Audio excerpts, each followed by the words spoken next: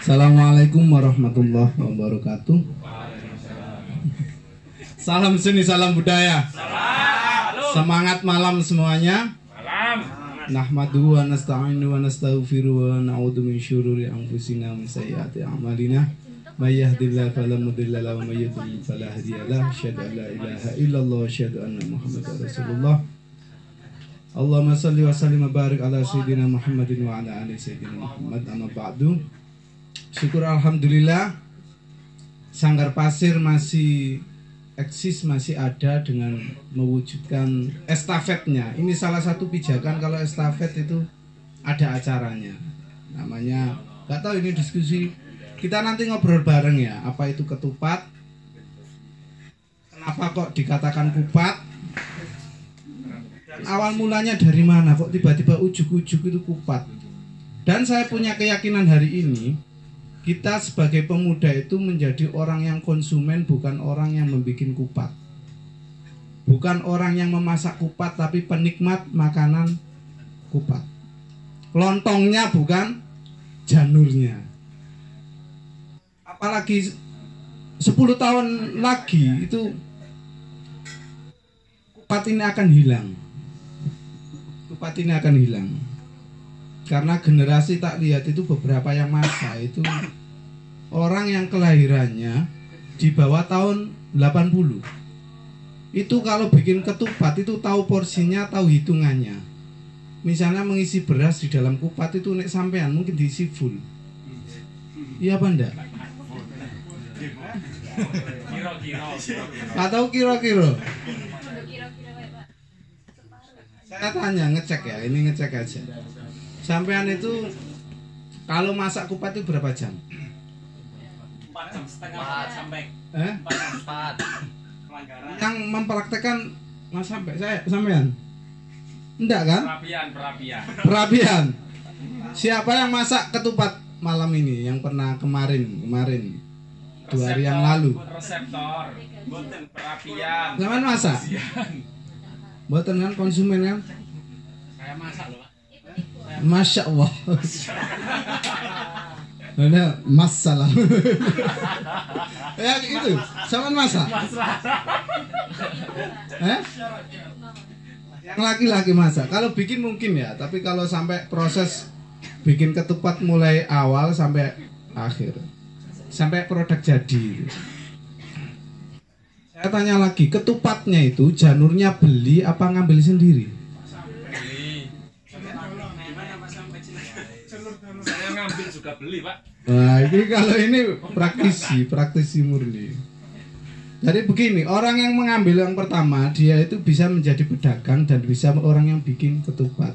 Jadi prosesnya panjang, dia ngambil sendiri, ada keringat sendiri, terus kemudian dia bisa menjual janurnya saja sudah menghasilkan uang.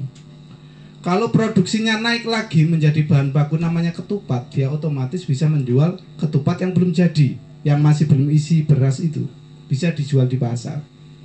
Dia naik lagi nanti levelnya menjadi orang yang menjual ketupat. Ketupat yang masih belum diracik itu.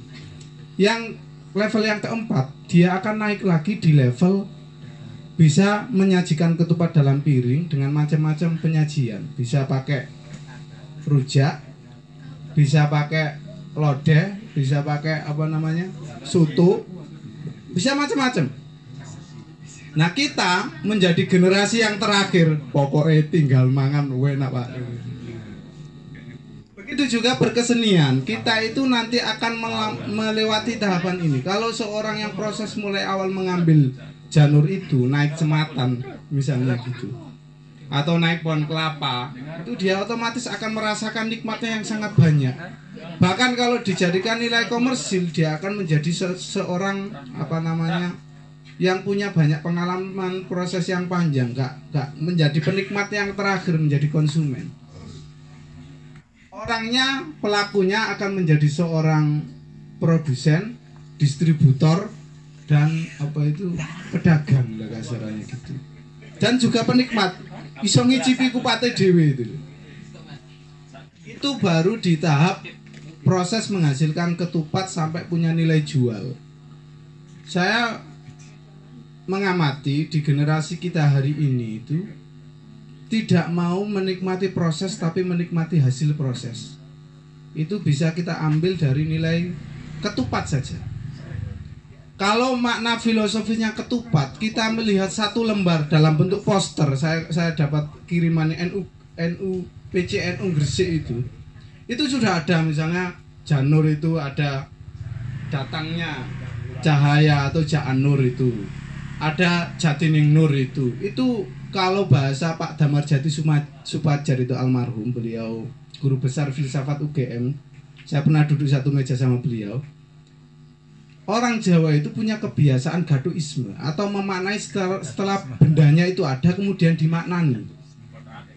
Otak-atik gaduk. Kalau belum ada bendanya, tidak punya konsep untuk menilai. Orang Jawa punya kebiasaan gitu, termasuk kupat. Kupat itu kalau ditelaah lebih dalam lagi itu sebenarnya peninggalan Hindu-Buddha. Karena bisa dilacak di Bali menjadi orang-orang Majapahit ketika Islam itu dianggap berkuasa di sini, eranya Demak itu, Demak, Pajang dan Mataram, itu mereka banyak berlarian ke Banyuwangi yang menjadi suku Osing, kemudian di Tengger itu menjadi suku Tengger, kemudian yang paling banyak ke Bali. Mereka lari ke Bali dan meninggalkan kebudayaan namanya ketupat sebagai penghormatan kepada arwah para bayi. Kemudian mengalami akulturasi yang sebagai, kalau yang terpaling dekat dengan kebudayaan Jawa adalah Kanjeng Sunan Kalijogo. Yang lain punya kedekatan, yang paling mencolok itu Sunan Kalijogo lah, yang melihat beberapa buku sejarah atau tulisan di makalah teman-teman itu, ada di Historia, ada banyak, ada di kebudayaan Indonesia sudah mengakui ketupat. Kanjeng Sunan Kalijogo ternyata pinter dari untuk menghormati arwah anak-anak. Ketupat ini menjadikan kita itu fitrah, menjadi anak kembali melalui lambang ketupat. Nah, lambang ketupat itu ternyata memasukkan ruh seorang anak kepada orang yang sudah melewati tahapan puasa, hari raya, kemudian sampurna menjadi dianggap berpuasa selama 1 tahun, ketemu dengan Ramadan lagi dengan dijembatani 6 hari itu menjadi hari raya kecil. Nah, hari raya kecil secara simbolik gimana caranya orang itu gampang pakai kupat. Bagaimana itu setahun menjadi bayi, 1 tahun menjadi siklus selama 11 bulan itu menuju Ramadan lagi, itu ada tahapannya. Tahapannya kalau kita otak-atik gaduk melalui kebudayaan, Dimbunga, saya mengenal Dimbunga itu bukan ketupat besar tapi ketupatnya lebih kecil, itu ketika nisfu Sa'ban pakai ketupat. Nisfu Sa'bannya pakai ketupat. Jadi kalau tradisi minta maaf, sebenarnya kalau Islam dari Arab itu bukan hari raya, tapi menjelang puasa itu minta maaf. Jadi kalau masuk Ramadan itu kesalahan kita kepada para manusia itu atau kepada tetangga kita sesama muslim itu sudah steril. Jadi Ramadan itu tidak punya salah. Nah, kalau di Indonesia itu biasanya mempermudah melalui kebudayaannya. Karena setelah kita susah-susah dahulu atau berakit-rakit ke hulu, berenang-renang ke tepian. Jadi karena filosofinya kita begitu, kemudian kita menjadikan hari raya adalah pesta kita dinamai Rioyo atau Gembira Ria. Kalau bahasa Indonesia Rioyo itu Gembira Ria. Nah, di kita Gembira Ria itu ternyata tidak cukup selama 1 hari, tetapi harus melewati tahapan 1 minggu. 1 minggu. Kenapa puasa rahasia puasa Syawal kok tidak 1 minggu, tetapi 6 hari? Kenapa itu? Kita punya pertanyaan. Kenapa kok 6 hari? Karena ukuran hari itu batas maksimal, misalnya 7 turunan itu kan 7 hari. Jadi orang Jawa, orang Islam atau orang Islam juga memuliakan angka 7. Kita pestanya bukan di hari yang ke-8, tapi pestanya itu di hari yang ke-7. Karena puasanya cuma 6 hari. Bumi lapis 7, langit lapis 7 juga kayak gitu. Nah, kalau bayangan saya, kenapa ada lepat? Kenapa ada tambahnya kupat harus ada lepat? Nanti kupat itu menjadi inspirasi 4 sehat 5 sempurna. Jadi ada, ini kita main orang Jawa itu harus otak-atik gaduk, 4 sehat 5 sempurna. Jadi kalau kita sudah mengalami porsi di dalam kupat itu, katanya bagaimana kita bisa meraba cahaya? Yang cahaya itu yang meraba kita. Kita kan tidak bisa meraba cahaya, tapi cahaya yang meraba manusianya. Nah, Kanjeng Sunan Kalijaga lebih gampangnya kita raba kupatnya, kita bikin kupatnya itu. Jadi ada ruh arwah anak kecil, ibaratnya itu doa. Kalau kita memang benar-benar puasanya komplit, malam harinya kita hidupkan dengan tadarusan, dengan taraweh, terus kemudian jadilah kupat itu dibungkus oleh cahaya, dalamnya warna putih. Jadi bayangannya sampai menjadi manusia yang bersih kayak gitu. Itu sepaham saya itu begitu. Untuk memahami apa itu makna ketupat dan lepet itu nanti kalau sudah dibelah ada apa peribahasa bahasa Jawa lagi, ngudaroso ngulat sariro. Jadi kalau kita sudah merasa merdeka bebas, kita tidak pernah punya salah atau tidak punya dosa, kita akan membuka diri. Atau kalau kita saatnya aibnya banyak, merasa punya banyak salah, sampai misalnya pernah mengambil sesuatu di Sanggar Pasir ini, istilahnya pernah mencuri lah di Sanggar Pasir di sini misalnya gitu, sampai akan terhalangi hidupmu untuk datang ke sini. Sampai pernah mencuri kotak amal masjid itu, misalnya gitulah. Sampai akan takut berapa kali datang ke masjid situ. Sampai pernah marah sama ibumu di rumah, sampai akan terbatasi hidupmu masuk ke rumah itu. Tapi kalau kupat itu sudah dibelah, sampai itu suci, kemudian sampai itu sudah mudaroso, apapun yang sampai rasakan itu sampai buka sebebas-bebasnya. Tapi sampai harus punya kunci, namanya lepet, dipepet. Lebih seksi itu namanya, pepet itu kan dipepet lebih seksi itu. Ngulat sariro namanya. Kalau ngulat sariro itu kita mulai mawas diri. Bukalah selebar-lebarnya dirimu, dan engkau akan butuh namanya mawas diri. Kalau kamu belak-belakan awakmu, nanti kamu akan bisa diperdaya oleh orang. Termasuk zaman bebas-bebas selfie, segala datamu kamu masukkan di medsos, segala persoalan hidupmu kamu laporkan di medsos, kamu nanti akan menjadi orang yang dimanipulasi data hidupmu. Termasuk data KTP itu, sampai terang-terangan menyimpan KTP terus sampai sebarluaskan, sampai akan diperdaya. Itu namanya orang tidak memaknai filosofi lepetnya. Kita hanya punya ketupat, kita buka selebar-lebarnya, tapi kita tidak punya kontrol. Namanya mawas diri. Nah, antara kupat dan lepet itu bisa ditemui di hari raya saja. Tapi kalau kupat, selain hari raya bisa kita temui. Ketupat sayur di Jakarta masih bisa ketemu. Terus kemudian di daerah Bangka Belitung itu bukan hari raya, tapi mereka itu pakai di 1 Muharram itu perang ketupat. Iya. Kalau di Lombok itu musim panen itu pestanya pakai ketupat. Kalau di Lamongan sini biasanya Tanjung Kodok itu atas nama itu istilahnya karena diapit oleh 2 sunan ya. Ada Sunan Sendang sama Sunan Derajat itu warisan tradisinya itu. Ada perayaannya, ada pesta-pestanya. Nah, sekarang pesta ketupat itu menjadi pesta di tempat wisata. Kalau dulu perayaannya itu pesta misalnya wayang, nanggap wayang, terus kemudian doa bersama, kemudian ada perayaan-perayaan kecil itu ada di seluruh desa itu terlibat. Kalau sekarang masuk lebih kecil ke musola. Kalau dulu itu ketupat itu masuk orang ketika kondangan itu dari rumah ke rumah. Jadi orang bisa silaturahim masuk rumahnya orang-orang. Sekarang dilokalisir ke musola masjid itu. Terus kemudian ada yang lebih gebiarnya itu keluar di balik desa atau di mana itu. Jadi kita mengalami pergeseran kebudayaan yang sangat banyak, termasuk ketupat ini. Ketupat itu geser kebudayaan sangat banyak. Dari mulai awal yang digagas oleh para wali itu, dari yang dikonsumsi itu, yang kita menjadi produsen, yang dulu itu adalah produsen, juga menjadi konsumen. Sekarang hanya kebanyakan kita menjadi seorang konsumen saja. Kita menjadi konsumen yang paling akhir. Misalnya Mas Fatih ini mungkin sebagai uswatun hasanahnya, percontohannya itu. Mulai dari ngambil bisa jualan janur, bikin ketupat, kupatnya bisa dijual. Setelah itu bikin kupatnya jadi, itu bisa dijual lagi kasarnya gitu.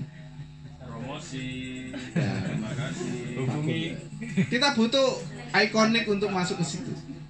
Nah, perlambangan kupat itu ya lagi-lagi saya temukan itu otak-atik Gathuk. Misalnya kupat ini hadir sebagai lambang, nanti ada ngaku lepat, mengakui akan salahnya.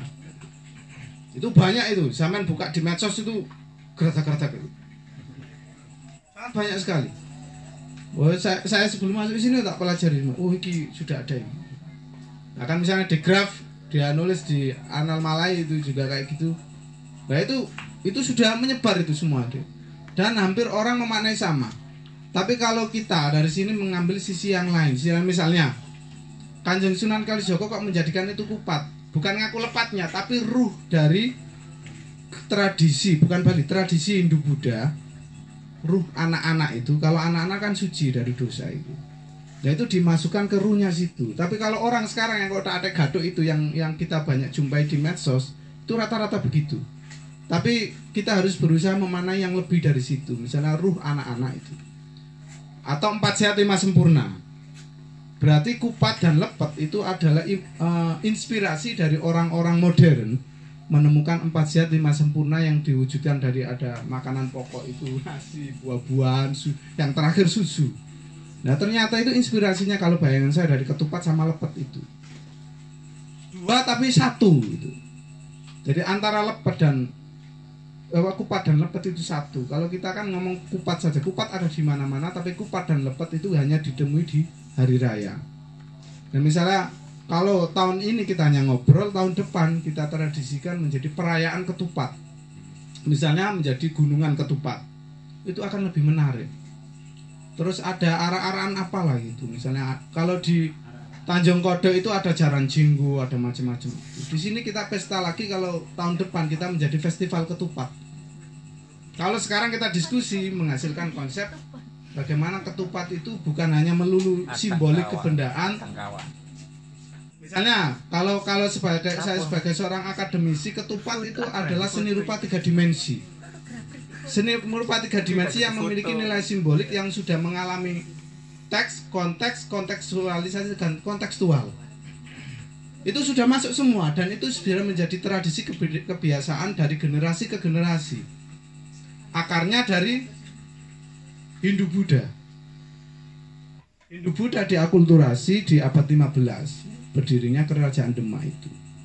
Tapi diambil dari Hindu Buddha. Dan itu tidak bisa kesampingkan, kita kesampingkan bahwasanya kita punya akar tradisi yang berasal dari Hindu Buddha sangat banyak sekali. Termasuk misalnya Masjid Demak. Kenapa kok tidak memilih kubah? Kok harus kayak gitu bentuknya? Itu dari punden. Termasuk ada PR dari kita itu Giri Kedaton itu di atasnya itu bukan berbentuk punden itu. Saya membayangkan itu atasnya Giri Kedaton itu seperti Masjid Demak itu. Cuman sama orang-orang lokal Sidomukti itu diberikan musola biasa. Jadi nilai daya tariknya tidak ada. Iya, teko tembok bisa.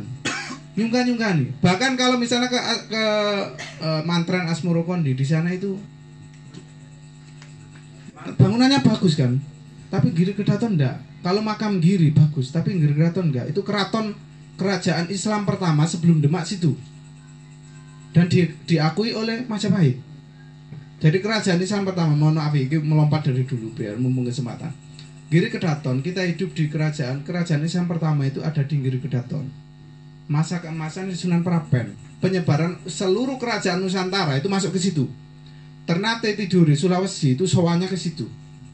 Lombok itu sowannya ke situ. Kalau mau jadi raja itu minta legitimasi disahkan oleh Praben Giri Kedaton.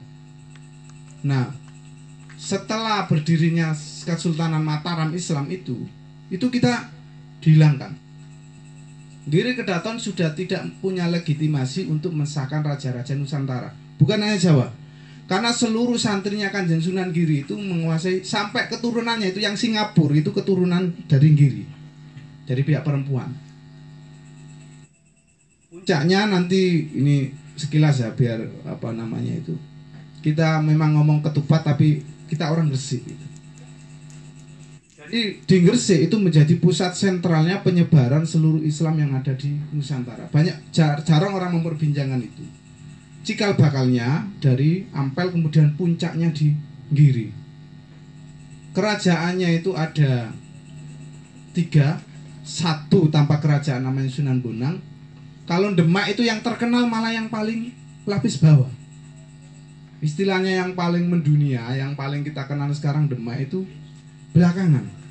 Di bawahnya Giri, di bawahnya Giri. Cuman pos sentral untuk memasuki gerbang pesisiran yang paling mudah adalah sentralistik adalah di tengah, Jawa Tengah. Pilihannya di situ. Tapi segala sesuatunya minta ke Gresik. Sampai Kesultanan Pajang, Joko Tingkir itu minta ke situ. Minta terakhir ke situ. Termasuk budaya ketupat yang melestarikan itu daerah Mataraman. Padahal pedalaman ketupat nggak bisa masuk. Ketupat nggak bisa masuk karena identitas janur, identitas cematan atau pohon siwalan itu hanya ada di pesisir. Hanya ada di pesisir. Nah, ketupat itu datangnya dari pesisir. Kemudian menyerbu kota-kota. Seluruh kota itu bikin kupat, bukan untuk riaya kupatan, tapi di hari raya, hari yang pertama mereka membelah kupat. Jadi bukan hari yang ke-7, karena di kota jarang melakukan puasa 6 hari. Jadi yang benar-benar melakukan kewajiban dan kesunahan yang diajarkan oleh Nabi itu kebanyakan orang pesisir. Dan itu orang-orang tua masih puasa. Saya punya bude itu, tradisi Rajab itu masih puasa. Tradisi puasa Ramadan ya puasa. Umurnya 83 tahun. Orang lama. Kemudian 6 hari puasa lagi. Kita moh Pak puasa. Itu baru puasanya, belum ketupatnya. Ketupatnya masak juga gitu. Termasuk ada yang hilang itu yaitu malam Nisfu Sa'ban. Ketupatnya kecil, kemudian mengembang sampai 7 hari setelah hari raya. Berapa hari itu? 45 tambah berarti kita 52 hari. Ternyata prosesnya panjang. Untuk menuju orang yang suci itu, dianggap suci itu harus melewati 50. Angka 50 itu. Mungkin nanti kita punya rahasia tersendiri kok. 50 itu 50. Kalau Jawa itu 50. 50 itu kemana 50 itu? Bahasa Indonesia 50 itu susah kan 50 itu. 50 selawe tidak 80 kan saya itu. 50 swidak itu. Iya. Sudah ya, sampai situ dulu ya. Kita nanti ngobrol bareng-bareng. Karena ini tak buka ya kerannya. Jadi peran seorang di era milenial terhadap kupat. Kupat ini mau diapakan sama generasi milenial ini? Mau di virtual kan? Jadi kita lihat videonya tanpa makan isinya gitu. Gitu ya, atau bikin tutorial kupat nanti. Nah, PR Sanggar Pasir adalah bikin tutorial kupat. Itu masuk wilayah virtual, bikin tutorial ketupat dibrandkan Sanggar Pasir. Kupatnya dibrand. Ya dibrandkan Sanggar Pasir, ora apa-apa. Iya, mau pabrik Cina itu yang memproduksi apa jenenge itu. Kartu ucapan lebaran itu kan Cina yang bikin itu. Itu tulisannya lambangnya kupat itu. Mereka pintar, kita enggak mau ke situ. Udah ya, kita ngobrol bareng, kita ngobrol bersama-sama. Tak kembalikan dulu ke moderator. PR kita itu bukan ke filosofi kupat lagi, tapi untuk bagaimana mempertahankan tradisi kupatan ini sampai ke memandang 5 tahun yang akan datang tuh kupatan itu masih ada apa enggak itu. Udah, dari saya cukup sekian dulu. Nanti kita sambung lagi. Saya kembalikan ke moderator. Mohon maaf nanti mungkin barangkali saya agak gigi saya lumayan cenut-cenut di sini. Tak kembalikan ke Bu moderator, monggo Bu Mida. Sambil disambi yo. Terima kasih Pak Raki Lukman yang sudah memberikan kita pengetahuan mengenai filosofi ketupat yang saya yakin teman-teman sudah bisa menyimpulkan sendiri-sendiri ya. Jadi saya tidak perlu membacakannya lagi. Baik, selanjutnya yang akan kita bahas yaitu bagaimana kita sebagai kaum milenial mempertahankan tradisi kupatan, tradisi kupatan ini.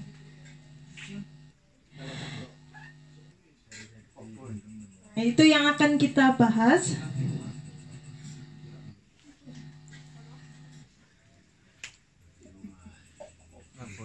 Dibuka termin berapa sesi dan berapa pertanyaan atau berapa usulan atau opini atau apa sih?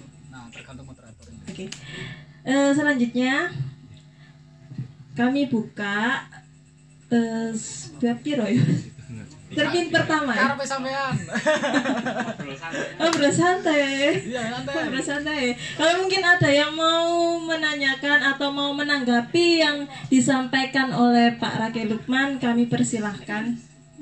Untuk yang pertama mungkin 3 pertanyaan dulu ya. Satu sih. Mungkin saya ya.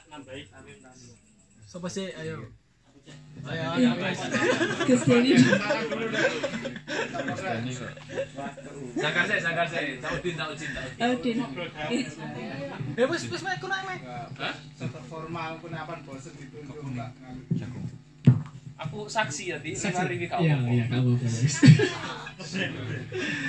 Ya, terima kasih. Mungkin ini kita merayakan hari raya ketupat ya. Jadi kita bersenang-senang, gak apa-apa ngobrol asik sambil nyemil kupat atau sambil nyemil lepetnya. Oke. Saya bertanya. Tapi sebelum bertanya, jadi gini. Jadi memang benar yang saya lihat dari teman atau yang saya amati selama saya berada lahir sampai sekarang, umur sekarang, nggak kayak dulu. Tradisi kupatan yang ada di kita, terutama di wilayah pesisir ini, tidak seramai dulu dan semeriah dulu waktu saya kecil. Itu menurut saya. Karena aku lahir kayak gini. Saya rasakan 3 tahun atau 2 tahun kemarin seperti itu.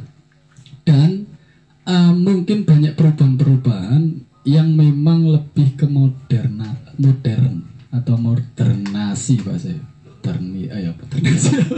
modernnya. Nah, mungkinkah yang saya pertanyakan, mungkinkah besok atau 20 tahun atau anak atau cucu saya, mungkin kalau memang ada cucu ini masih ada atau nanti bisa ke modern. Jadi gimana mengemas budaya kupatan ini tidak terutama di bahan baku lontar ini semakin menipis dan semakin pohon-pohon ini sudah tidak dilestarikan. Jadi mungkinkah atau pertanyaannya mungkinkah seperti itu kita bisa memodernisasi bahwa kupat ini lebih modern. Nah seperti itu tuh yang saya bayangkan ke anak cucu. Bukan 20 tahun atau 10 tahun. Kata Cak Lukman 5 tahun atau 10 tahun lah. Masih ada atau enggak. Nah yang saya pikirkan lebih ke modern. Jadi mungkin tidak lagi menjadi bahan bakunya lontar atau apa. Nah seperti itu. Jadi itu saja cukup. Terima kasih. Mamen, saksi. Oke, saksi siap. Yang kedua monggo. Peserta C. Aku peserta loh. Saksi. Saksi dari blok selatan. Ya. Dari acara pesisir. Selatan IB.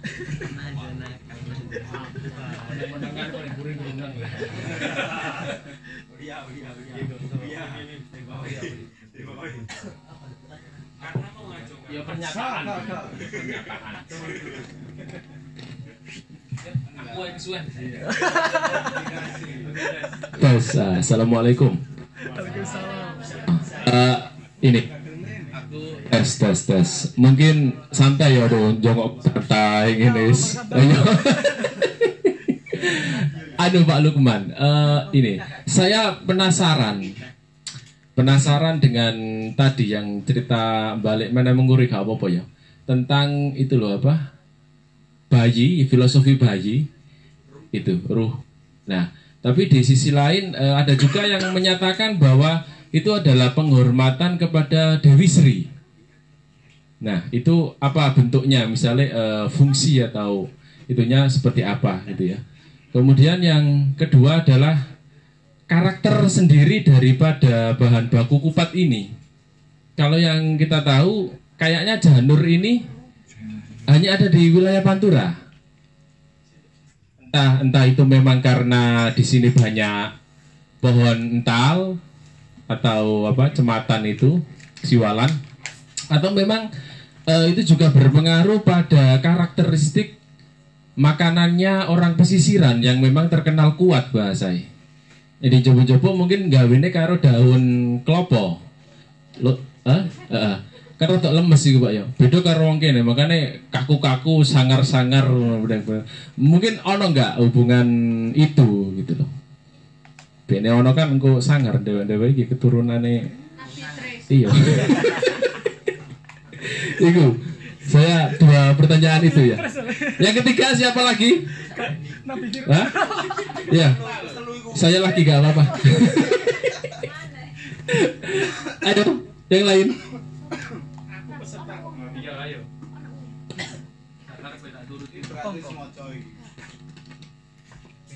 Sambutan aku terima tamu. Aku saksi.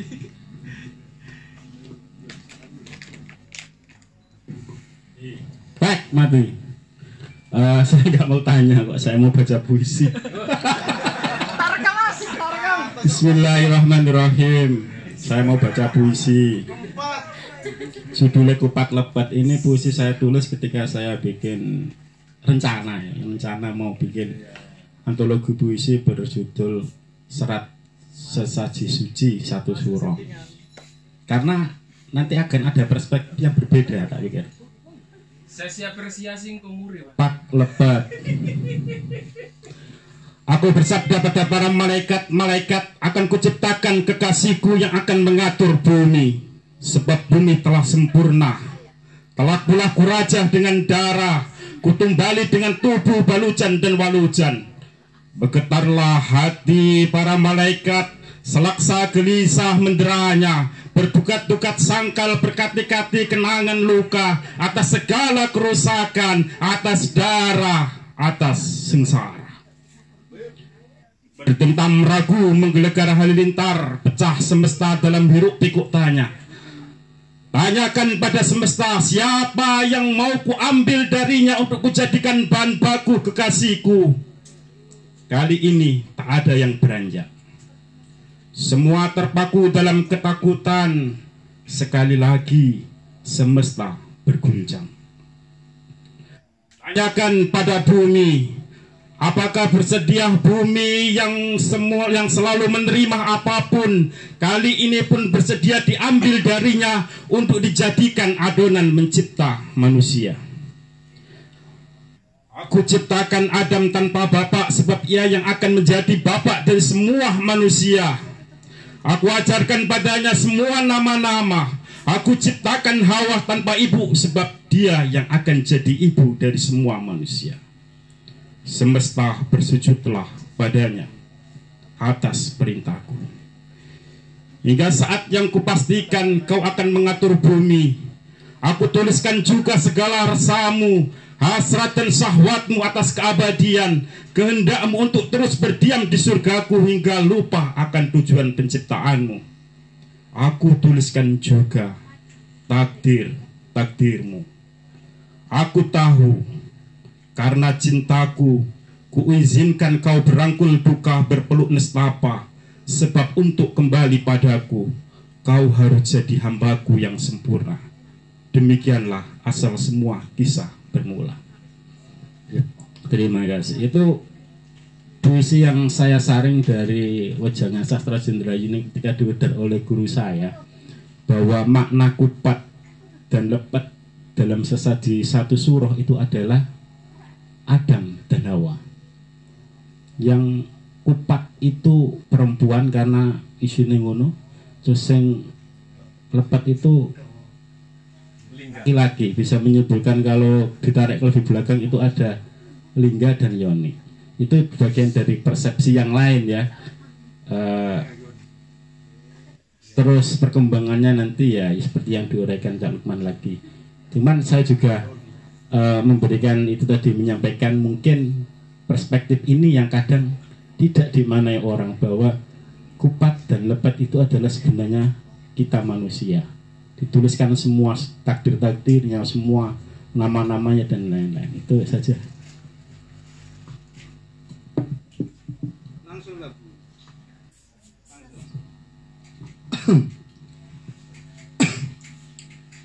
Kalau orang modern itu sebenarnya sudah memulainya. Tadi ada bisik-bisik sebenarnya saya dapat bocoran. Pakai lontong, pakai daun pisang, pakai plastik, pakai pipa, pakai bambu, masih banyak bahan-bahan yang lain. Sambil nyambung punyanya Mas Fatih, kita juga punya banyak hal. Karena orang pesisir itu nggak mati gaya, nggak mati ide. Pohon enau atau pohon siwalan itu pun habis. Mereka punya cara yang lain. Gitu. Cuman kita harus berpikir lebih modern lagi. Jangan takut kehilangan. Modifikasi. Saya mengenal ada nasi bakar. Besok ada ketupat bakar. Dalamnya bukan hanya melulu berisi beras, tetapi ada lauknya. Misalnya ada jangan yang biasa urapan godangan, dikenal godangan itu bisa masuk ke situ, atau tempe masuk ke situ, atau ikan cakalang atau ikan ikan laut itu bisa masukkan situ. Kemudian nanti kupat itu tidak butuh bantuan langsung piring, tapi nanti kalau bisa dibelah, sekali dibelah nanti bisa menjadi sajian seperti kupat bakar. Untuk menemukan ke orang modern itu kita butuh yang kayak gitu. Kalau seperti nasi bakar itu kita jarang kalau di kota-kota. Seperti saya pernah tahun yang lalu ke Jakarta itu disuguhi dengan nasi bakar.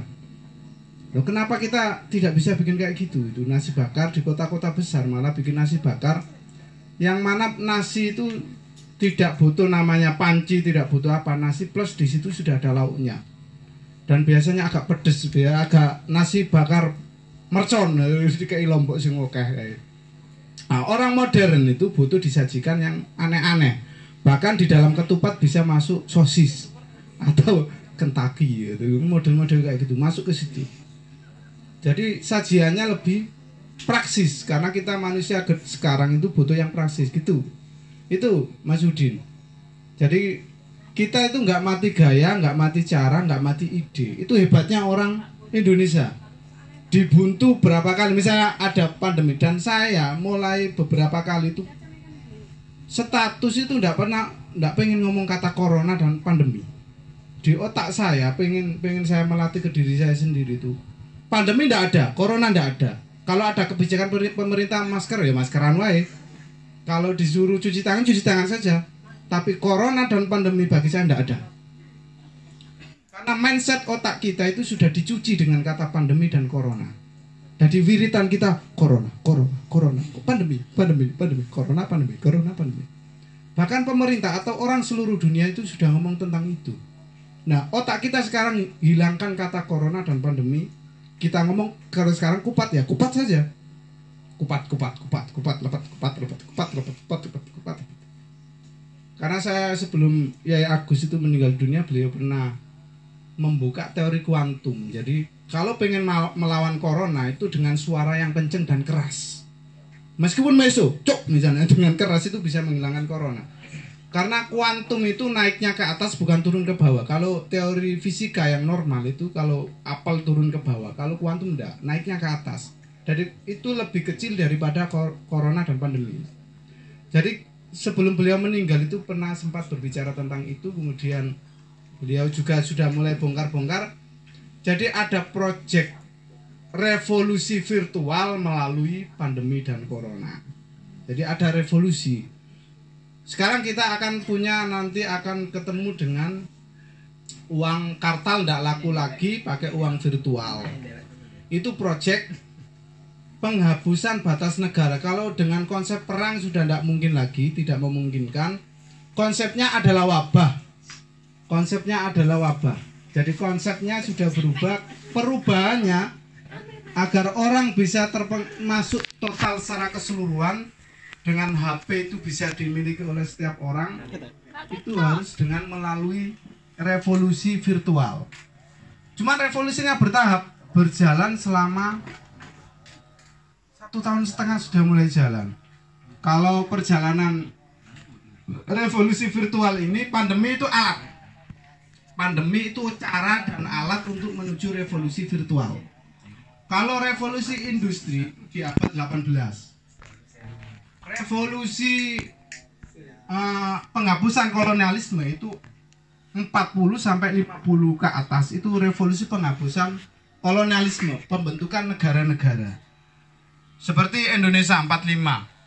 Terus kemudian disusul Malaysia. Sebelumnya mana? India. Jadi sebenarnya kemerdekaan itu dibuat untuk revolusi penghapusan kolonialisme secara fisik. Dibukalah kolonialisme secara non fisik dalam bentuk ekonomi. Buktinya sebelum tahun 45 IMF dibikin. Orang Arab bikin IDB, Islamic Development Bank. Orang-orang Uni Eropa punya uang sendiri. Itu pakai jadi uang sebagai sarana penjajahan. Jadi sama tidak terasa karena penjajahnya tidak melalui fisik.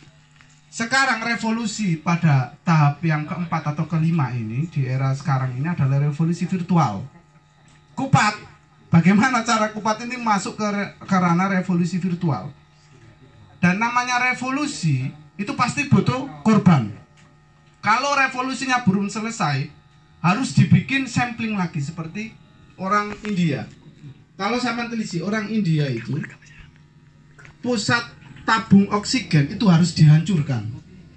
Kemudian dibikinlah tambahan proyek lagi pembunuhan massal.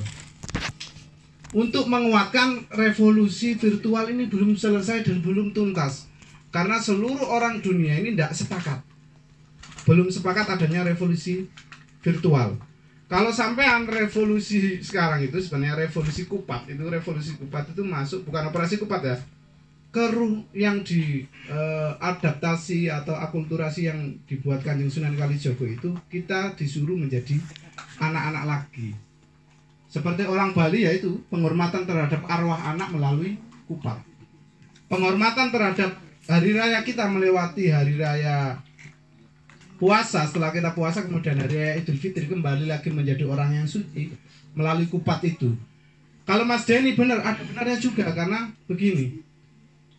Nur Muhammad adalah cahaya. Jadi di dalamnya jasadnya yang namanya beras itu adalah makanan pokok. Makanan pokok berasal dari tanah. Tanah itu dalamnya. Nah, kenapa dikatakan Nur Muhammad yang pertama? Janurnya adalah Nur Muhammad. Jangan-jangan ini curiga saya. Cetakan yang dibikin menjadi manusia seperti kita, Adam itu dicetak melalui Nur Muhammad. Jadi cetakannya dulu dibikin, baru dibikin bentukannya Adam. Sehingga mengutus malaikat Israel. Malaikat Jibril tidak mampu, Mikael tidak berani. Yang berani malah malaikat Israel yang mengambil tanah di bumi ini, malaikat Israel. Bukan malaikat Mikael dan malaikat yang lain. Jibril tidak berani. Makanya yang dikasih wewenang menyabut nyawa adalah malaikat Israel. Jadi kenapa beliau kok dikasih wewenang menyabut nyawa? Karena yang paling berani mengambil bahan baku manusia itu dalam bentuk tanah. Kemudian cetakannya apa? Nur Muhammad itu. Cetakan dulu yang dibikin, baru bahan bakunya dicari. Makanya janur adalah sejatinya nur atau datangnya cahaya, atau cahaya yang pertama kali dibikin. Namanya Nur Muhammad itu. Cuman anehnya Muhammad harus lahir di abad 5 atau 6 Masehi. Kan aneh. Tapi penyebutan beliau menjadi pimpinan para nabi, Sayyidun Nas, dan pimpinan para manusia. Kalau di Simtuduror itu, jadi manusia kalau nggak ada beliau tidak akan diciptakan alam semesta dan isinya. Wah, aneh. Kalau kalau tidak diciptakan Muhammad, kalau aku tidak menciptakan Muhammad, Tuhan berkata itu, kalau pernyataan seandainya Muhammad tidak diciptakan, alam semesta tidak ada. Karena itu cetakannya. Kalau tidak ada cetakannya tidak bisa gitu. Mungkin Allah itu berkata kun, tapi kunnya berproses. sampai kiamat, sampai manusia lagi kembali seluruhnya padanya. Surga dan neraka kan proses, alam barzah juga proses. Jadi kunnya mau waktu. Kalau kunnya manusia, kun fayakun langsung ada, kupat lepet itu langsung ada, itu kunnya manusia. Tapi kunnya Tuhan itu berproses. Kita itu di dalam tubuhnya kun itu, dalam tubuh kun itu, dalam proses pelafalannya kunnya Tuhan, kita di dalam kunnya itu. Jadi sampean masih dalam proses kunnya. Bukan sampean itu masuk kun yang pertama langsung jadi manusia, enggak, manusia masih proses. Bahkan Jibril, Mikael dan sebagainya, seluruh malaikat itu dalam kunnya Allah itu. Kita juga dalam kunnya itu. Banul Jan atau sekarang anak turunnya jin dan iblis dalam kunnya Allah itu. Nah, kupat itu ya cetakannya itu Nur Muhammad, kata Janur itu saking hebatnya itu. Jadi berarti ada proses penciptaan di situ, juga ada proses mengingatkan kembali bahwa kita berusaha menjadi orang yang bayi lagi, kecil lagi. Kemudian tadi saya bilang itu mudah rasa ngulat sariro itu dibuka lebar-lebar, dibelah, kita makan bersama-sama, kemudian harus dikunci. Kalau kamu mau membuka lebar-lebar dirimu, kamu harus punya kunci, namanya lepet itu. Dan Indonesia memasuki era revolusi virtual ini tidak punya kunci, tidak punya lepetnya, punya kupat, tidak punya lepet. Sehingga polisinya nggak ada. Buktinya apa? Buktinya seluruh media bisa masuk sini. Kalau Cina enggak, Facebook nggak boleh masuk, TikTok nggak boleh, di Cina nggak boleh TikTok. TikTok itu meracuni psikologi orang, racun, bahaya. TikTok itu bahaya. IG itu udah bahaya. Itu menurut orang Cina karena mereka melakukan analisa itu nggak boleh. Sehingga Cina sekarang itu menjadi negeri yang produktif. Apa yang dibutuhkan oleh seluruh orang dunia mereka bikin. Kalau orang lain sudah bikin, mereka melakukan duplikasi. Itu hebatnya Cina. Kalau orang Islam punya tradisi kias, nah Cina itu pakai tradisi kias tapi untuk kebendaan, menghasilkan banyak teknologi dan benda-benda itu. Misalnya sampai ngamati Nokia itu lenyap menjadi Samsung, punyanya Korea. Korea masih satu ras dengan Cina. Nah kita enggak, kita ini menjadi bangsa yang akan di dalam revolusi virtual ini menjadi bangsa yang konsumeris. Bahan bakunya dari kita dibawa ke sana, kembali ke sini lagi, menjadi produk jadi. Kayak proses kupat tadi loh. Sampai ikut Cak Fatih itu ambil janurnya saja bisa dijual. Jadi kupat yang belum kupat jadi itu bisa dijual, itu orang Cina. Jadi kupat yang sudah ada isinya siap makan itu dijual lagi. Jadi gado-gado ya dijual lagi. Jadi soto dijual lagi. Jadi pecel pakai kupat itu dari jadi apa namanya ketoprak dijual lagi. Itu orang Cina.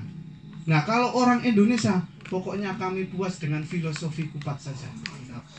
Sejati nunung, Ja'anur, dalamnya suci, bersih, alami, tidak punya dosa. Pada dosa ini sak baca kerat. Itu hebatnya orang Jawa itu. Kami tidak butuh itu. Yang penting seluruhnya ada di Indonesia. Sampai setiap anak kecil punya HP. Semuanya ada di kita, tanpa kita bikin. Berarti seluruh benda itu bisa dimasukkan ke Indonesia menjadi bineka tunggal ika dalam bentuk benda. Jadi yang mengamalkan Pancasila adalah orang Cina, tapi dalam bentuk kebendaan.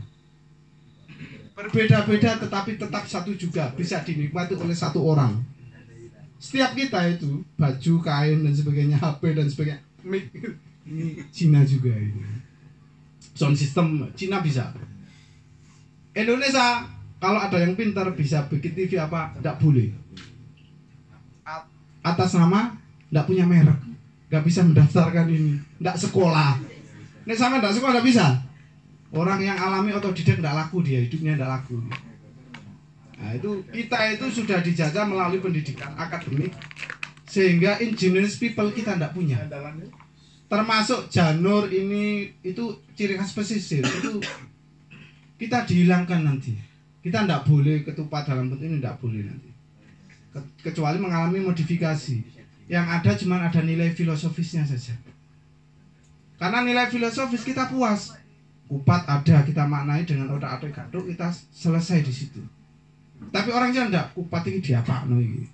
Kira-kira dadi duit apa ndak. Kalau sudah dijual kita menjadi salah satu, jadi nanti menjadi negara superpowernya itu Cina. Bahkan ini enggak bukan aja. Bahkan orang Arab Saudi itu mereka sangat pintar sekali ketika melakukan investasi. Eropa itu negara seluruh Uni Eropa itu bangkrut. Investasi dari Arab Saudi, Uni Emirat Arab itu ditarik kemudian dibawa ke Cina. Indonesia itu difasilitasi ruang haji atau masjidnya diperlebar, nanti orang Indonesia dirayu. Nek orang Indonesia fasilitas haji ditambah, ruangnya diperluas itu sudah cukup. Investasinya Cina 95%, kita cuma 5% dapat. Karena Cina orang yang bisa Bhinneka Tunggal Ika melalui kebendaan itu. Kita punya slogan itu, tapi mereka ambil filosofinya kemudian dinaikkan secara material menjadi materi, menjadi ilmu, menjadi kebendaan, kemudian mereka kelola, kemudian kita menjadi konsumen dan penikmatnya saja. Jadi dengan ketupat kita juga bisa membaca Sangkan Paraning Dumadi dan siklus waktu yang sedang berjalan, termasuk revolusi virtual. Kalau sudah masuk revolusi virtual sekarang, ini belum selesai. Pandemi akan dipanjang mungkin 2-3 tahun lagi, karena belum selesai, belum tuntas. Kalau proyek besar ini sudah tuntas, baru nanti, uang kartal sudah nggak laku lagi, pakai uang virtual. Terus seperti Lazada, Shopee sudah mulai jalan, orang pakai itu semua sudah. Ini uang virtual sudah jalan. Nah kalau sampai tidak masuk ke ruang sini, sampai akan ketinggalan. Termasuk teater, termasuk kebudayaan misalnya yang kita bangun, kita belajar bersama di sini, di Sanggar Pasir ini akan dihilangkan nanti. Karena yang sifatnya manual itu tidak penting. Tapi ini jangan kecil hati. Di Jerman, saya dapat bocoran 3 tahun yang lalu, itu datanya ganda. Ditulis pakai tulisan tangan dan data digital.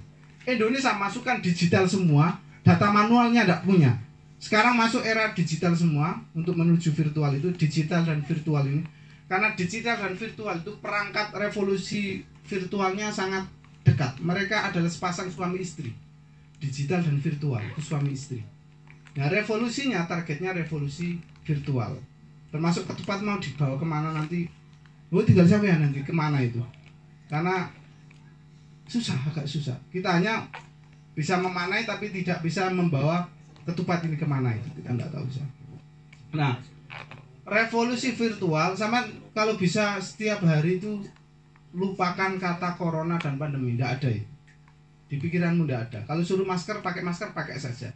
Tapi hati nurani kita sudah tidak ada itu. Karena proyeknya masih jalan. Percuma sama melawan karena sifatnya tujuan akhirnya penghapusan batas negara. Indonesia sudah, jadi PNS itu sudah tidak menerima dana pensiun setiap hari, itu seperti pabrik. Nanti namanya sistemnya kartal. Negara menjadi sistem industri. PNS menjadi pesangon seperti pegawai pabrik. Sudah jalan itu, sudah jalan. Negara itu sudah masuk era negara yang penghapusan batas negara. Sehingga negaranya itu bukan negara lagi, tapi negara yang tanpa batas. Nggak ada garis teritorialnya, nggak ada, formalitas saja. Sistemnya seperti industri, negara industri.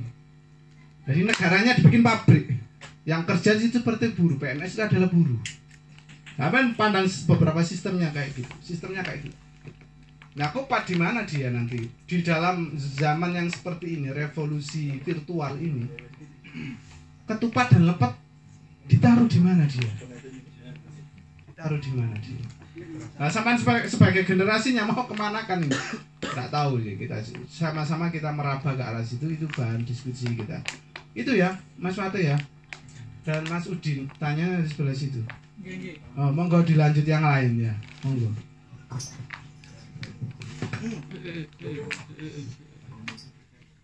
Terima kasih atas penjelasannya Pak Rakai Lukman. Ya Mas Udin, sudah puas dengan jawabannya ya Mas Fatih? Nah ini ada satu pertanyaan Mas Fatih yang belum terjawabkan mengenai kapan nikah? Mari besar. mengenai ini bahwasanya ketupat itu penghormatan kepada Dewi Sri. Itu bentuknya seperti apa? Sebenarnya jawabnya sudah ada. Kita ini Indonesia itu kompleks. Jadi ketika hilang di Jawa, itu diwakili orang Lombok. Kalau musim panen tiba, mereka merayakan melalui pakai ketupat ini. Jadi itu sebenarnya bersumber dari Dewi Sri itu. Ketika nilai itu hilang di Jawa tidak ada. Kalau ketupat itu untuk menghormati arwah anak-anak, di Bali ada. Indonesia itu Tuhan itu asik, maha asik itu benar Tejo itu. Kalau dihilangkan di sini akan ditumbuhkan di tempat yang lain. Asik gitu. Jadi nek sampean mengamati hanya melihatmu hanya satu langkah dua langkah atau di depan matamu aja yang tertutup kabut itu, kabut pandemi dan corona itu. Dan sampean tidak bisa memandang itu, kenikmatan dan keasikan Tuhan itu. Jadi Tuhan itu seolah-olah menghilangkan di sini ketupat yang punya nilai arwah anak-anak yang orang Bali itu. Kalau ketupat untuk menghormati arwah itu Mas Fatih, saya bilang dari awal. Tapi diwakili orang Bali. Diingatkan dengan kebudayaan yang lain. Tapi kalau pakai kebudayaan Islam saja kita tidak bisa masuk ke situ. Orang Lombok itu ada waktu telu, sholatnya tuh cuma 3 waktu dengan orang 5 waktu itu berseberangan. Tapi kalau ketemu ketupat, mereka di Lombok itu disatukan dengan ketupat. Waktu telu sama 5 waktu yang sama-sama Islam. Itu istiadatnya kan Sunan Prapen punya istiadat, di Lombok ada sholat yang waktunya cuma 3 kali. Hebatnya itu karena di sana sebelumnya punya tradisi penghormatan terhadap nenek moyang melalui 3 waktu. Nah Islam di sana maksudnya cuma kasih 3 waktu. Sebagian ada yang 5 waktu. Mereka bisa bertemu dalam tradisi kupatan. Aneh kan? Itu orang Lombok. Nah penghormatan terhadap Dewi Sri melalui panen itu, perayaan musim panen itu orang Lombok. Gimana itu? Kan baru ketemu kita dengan melihat orang Lombok, kita bisa membaca itu. Kalau kita arwah pakai, kita lihat orang Bali bisa memandang itu. Kalau 1 Muharram untuk membuka keran Sanggabarat atau kalender Hijriah itu orang Bangka. Mereka pakai perang ketupat di Bangka Belitung. Oh enak Nusantara itu. Kita enggak, karena orang Jawa itu, orang Jawa kan ada di mana-mana. Dan Sunan Giri, Sunan Prapen itu gurunya seluruh raja-raja yang ada di Nusantara. Kayak yang ada Kutai, itu Kutai Islam itu juga muridnya dari Giri. Hebatnya itu. Jadi itu ya. Kalau pesisir, budaya pesisir itu ya lontar terus Janur Kuning itu pesisir banget itu. Pesisir banget. Di pedalaman enggak ada. Kecuali sisa-sisa Mataraman di daerah selatan ada yang masih. Tapi orangnya dari pesisir. Kiainya dari pesisir, dihormati oleh orang pedalaman. Jadi itu tradisi yang kita miliki, yang kita tidak akan bisa lepas dari situ. Karena itu identitas. Sampai kalau lihat film sana pernah lihat film Perang Janur Kuning itu, untuk membedakan orang pengkhianat sama tidak melalui Janur Kuning, meskipun itu fiktif apa enggak, itu yang dominan Soeharto di situ, enggak apa-apa. Tapi itu secara ikon simbolik melalui Janur Kuning itu orang bisa melihat mana pengkhianat dan mana yang pengkhianat sama siapa? Yang mengabdi sama bangsanya melalui janur itu di film itu. Kita pakai gitu-gitu saja. Lalu orang Jawa kan gadoisme. Oh kelasnya Pak Damarjati profesor, guru besar profesor dan adiknya Sri Sultan Hamengkubuwono itu aja ngomong kayak gitu ya. Orang Jawa itu mas itu gadoisme. Oh tak ada gaduh. Kalau ada bendanya baru dimaknai. Berarti kalau orang seni gua wopo asalin kok maknanya muncul kemudian, termasuk Siluman L itu muncul kemudian aja. Pokoknya sampean sebagai orang Jawa itu proses kreatifnya gak usah dimaknai dulu, gak usah kakek beda naskah gurap garap aja. Itu orang Jawa. Sikat aja dulu itu. Angko nek ditakoni karang wae guri. Iso. Oh saya pernah nyoba itu. Malaikat. Yang tak suruh latihan itu Bibi, saya sutradara sama naskahnya. Saya tiba-tiba ikut main di Surabaya. Latihannya kapan? 1 hari 1 malam. Dalam pikiran 30 tahun. Selamat gaprak wis meneng klekepe. Nah, itu karena Karena otak-atik gaduk itu. Kalau sampean sebagai orang Sanggar Pasir, orang kota itu sampean bohongi saja. Sampean maknani kemudian aja. Wis itu orang Jawa. Jawa Tulen itu kayak gitu. Cak Nun itu gitu orangnya pikirannya, oh tak gede pinter. Jawa itu ras paling unggul. Sampai wong Jawa Cak. Nah sampai wong Australia paling unggul. Berhubung dia orang Jawa ngomongnya kayak gitu. Indonesia itu negara yang paling hebat. Sampai wong Indonesia. Anak sih ngomong Amerika, gak, tidak mau. Nah kalau membuktikan kita itu orang kuat dan jaya, biarkan yang ngomong orang lain. Sanggar Pasir dikatakan sanggar yang istimewa, biarkan orang lain. Nek ngomong Sanggar Pasir sanggar hebat, kita sendiri itu bukan sanggar hebat. Itu masih sanggar cek-cek. Kalau orang lain yang sudah ngomong Sanggar Pasir adalah sanggar satu-satunya di wilayah pesisir yang bisa mengakomodir seluruh keseniman dan budayawan di pesisir, yang ngomong itu luar daerah, just. Tapi yang ngomong kalau lidah kita sendiri itu bukan, termasuk Indonesia. Kalau yang ngomong orang Cina, orang Afrika, orang Amerika, orang Perancis, orang Inggris, Indonesia negara yang maju dan jaya. Itu baru kita orang yang merdeka.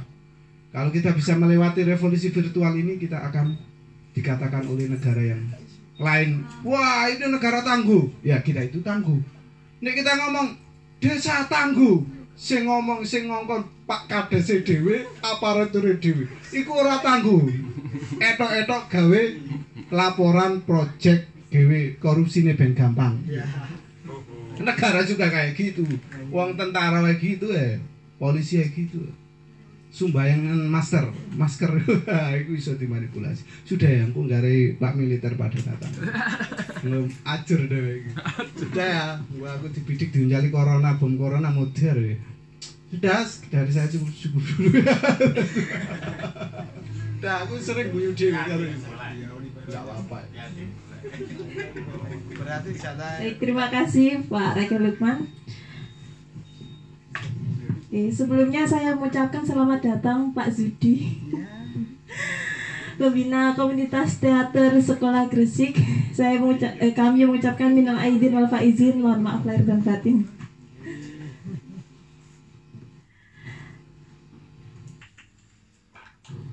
Oke, dan itu tadi adalah penjelasan dari Pak Rakel Lukman mengenai filosofi ketupat, khususnya menjawab pertanyaannya Mas Fatih. Gimana Mas Fatih? Sudah puas? Insya Allah. Oke. puas selesaikan kamar mandi. Lanjut sesi. Baik, teman-teman, bagaimana kita lanjut diskusinya? Lanjut. Nah. Apa lanjut makan? Ya, ini masih jam pagi. Interupsi. Ya. Mungkin dibatasi biar kita makan seperti itu. Nanti melebar kayak kemarin susu manis jam 12 atau sampai jam 1. Kasihan kupatnya nanti. Mungkin itu. Terima kasih. Terima kasih Mas Zainuddin masukannya. Baik teman-teman. Ya karena mungkin ada yang sudah mata hijau dengan suguhannya di depan, jadi saya percepat ya. Satu sesi lagi dengan 2 pertanyaan saja ya. Oke, kembali ke topik kita, yaitu bagaimana mempertahankan tradisi ketupat di era modern atau menuju virtual, masa-masa virtual. Entah itu kita buat modifikasi untuk menarik anak-anak pada zaman sekarang ini yang sukanya dengan mengkonsumsi yang aneh-aneh, ya. Entah itu ketupat di dalamnya ada sosis, ada Kentucky dan lain sebagainya.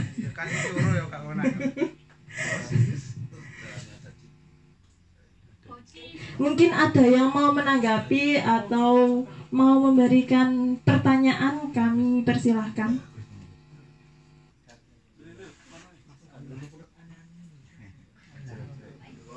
Jangan diikat dengan kupat, nanti otakmu itu. aksara belum. Ya, dari aksara pesisir. Mas Auli mungkin. Grand Peace karo pes iki le. Mungkin ada yang kepo dengan bentuknya ketupat, kenapa kok seperti itu? Atau dari isinya, kenapa harus beras? Kenapa kok dari beras?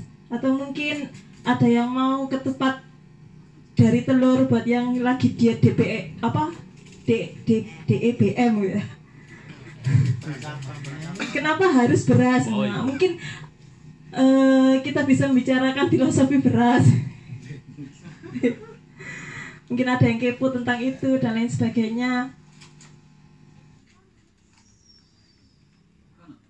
Enggak ada. Monggo. Ya, Mas Zainuddin.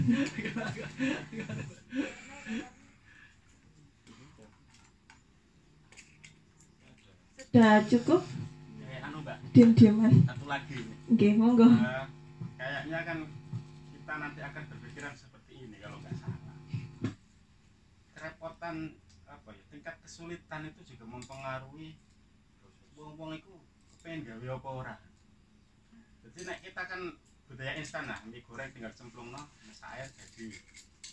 Nasi beras tinggal rice cooker jadi. Tapi kupat rendang itu demikir gudeg. Nah, tingkat kesulitan itu mungkin yang menjadikan kupat itu akan ditinggalkan. Artinya harus ada cara atau inovasi bagaimana proses pembuatan kupat itu menjadi lebih simpel. Tak pikir itu juga berpengaruh. Tadi ditanyakan oleh Cak Lukman kan ketika sampai godok kupat ini pirang jam? 3 jam, 4 jam katanya. Bagi generasi yang instan seperti kita ini, itu kan akan menjadi satu persoalan. Mangan kupat ora paten, lontong itu masih podo-podo berasi. Nah, itu juga kan perlu juga kita pikirkan. Dan pernah nggak kita berinovasi? Iya, caranya godok kupat itu cepat. Saya pernah, kemarin saya nyoba baju resep. Ternyata saya itu hanya selesai godok kupat dalam hitungan setengah sampai 1 jam itu dengan saya rebus di presto. Jadi kupatnya tak godok di presto. Ternyata itu cepat, jadi nggak butuh waktu lama. Nah, kita juga kan perlu memikirkan itu kan, seperti itu. Mungkin yang lainnya juga masakan-masakan yang lainnya juga mungkin seperti itu. Semoga juga jadi kendala nantinya. Ya besok ada workshop memasak kupat cepat. Atau mungkin kita menciptakan teknologi membuat kupat secara instan. Ya pakai agar-agar dapat langsung garing nih jero. Tapi ya itu kan namanya tradisi, tidak dinamai kupat kalau dia nggak pakai lontar, nggak pakai janur, dan bentuknya orang kotak-kotak ini. Nah, bentuknya kayak bal mungkin ya warna kan dia pakai daun pisang dan bentuknya bulat aja namanya sudah lontong. Guys. Jadi ya kayak anak kajian ontologi, epistemologi sama aksiologinya itu kudu pas sehingga itu yang namanya kupat. Dan identifikasi dari kupat itu ya seperti itu nantinya. Orang nggak akan menyebut lontong itu dengan kupat. Lontong yang plastik juga kan bisa. Tapi kupat ya identiknya ya memang harus seperti itu mungkin. Jadi saya sendiri masih berkeyakinan bahwa kupat ini akan abadi. Ila yaumil kiamat. Amin. Meskipun dalam bentuk virtual. Kupat iki piye iki gambare? Kartu ucapan lebaran. Lah kartu lebaran. Karena orang akan mengidentifikasi itu kupat. Nah, ya ini prediksi aja. Terima kasih Pak Denny. Selanjutnya kami persilakan Pak Zudi. Kami persilakan Pak Zudi untuk menjelaskan kembali lagi ke filosofi kupat. Monggo Pak Zudi.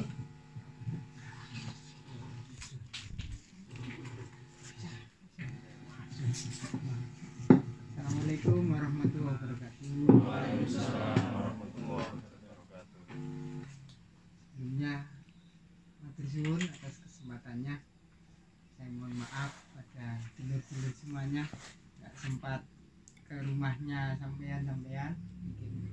kita bisa bermaaf-maafan karena ini masih bulan Syawal. Berkaitan dengan kupat, saya teringat Mbah. Saya nggak punya referensi bacaan yang seperti Pak Rakai Lukman yang luar biasa. Jadi, Mbah dulu saya tanya, iki kupat iki apa Mbah? Apa maksudnya apa? Saya disuruh menggenggam tangan. Drijimu ono limo ya. Coba sing limo iki anggapun Gusti Allah. Nah, papat iku ya kupat iku. Gak mudeng saat itu. Apa ini maksudnya apa sih Mbak? Rukun Islam ono piro? Ono 5. Ya iya. Wes ngene saiki. Urusan jentikan iki urusan yang paling utama. Sebenarnya jentik lah paling cilik kok. Gak ketok. Nah iku keyakinan sadar. Jadi gawe kupat iku kudu ana cucupe sih. Bahin pancene wong Jawa jadi cucup iku ya kudu ndek atine dhewe-dhewe iku ana sadar. Mari sadar terus apa?